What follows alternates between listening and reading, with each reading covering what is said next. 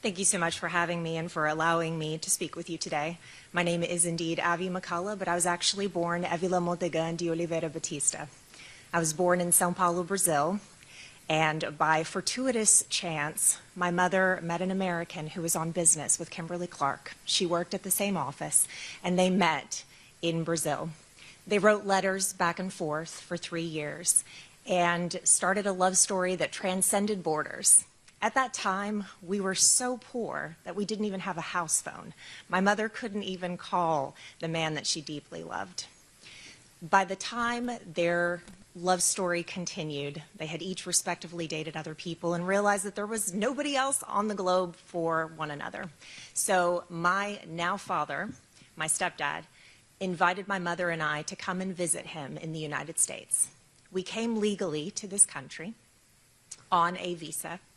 And after spending one Christmas together, he knew that we could never spend a Christmas apart again. So he proposed to my mother. At that time, we were granted green cards, which ironically are not green. They're actually pink.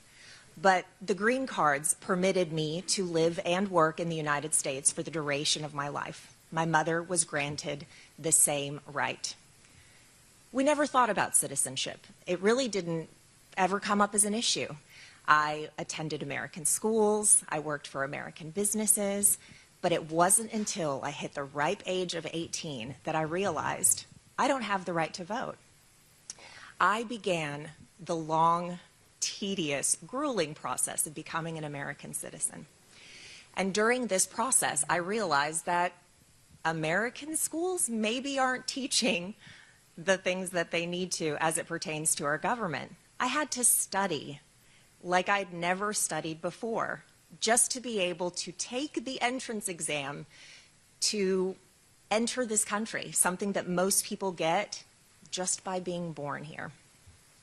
The citizenship process taught me so much, not only about this incredible country that we live in, but about our legal system, about our political system, and all of the things that it means to be a responsible voter. I advocate for citizen-only voting because citizenship truly transformed my understanding of this incredible country that we live in. It's so important, it's so vital for people to understand what it is they're fighting for, what it is they believe in, what this country was founded on, in order for them to be informed citizens that can make these wise decisions as well. My mother and I are now both citizens. We actually went through the process separately. For me, it took several years. It took a lot of money. It took driving 5 hours one way. It took renouncing the citizenship of my home birth country. And I did it with so much love and so much conviction because I truly believe that this is the greatest nation in the world.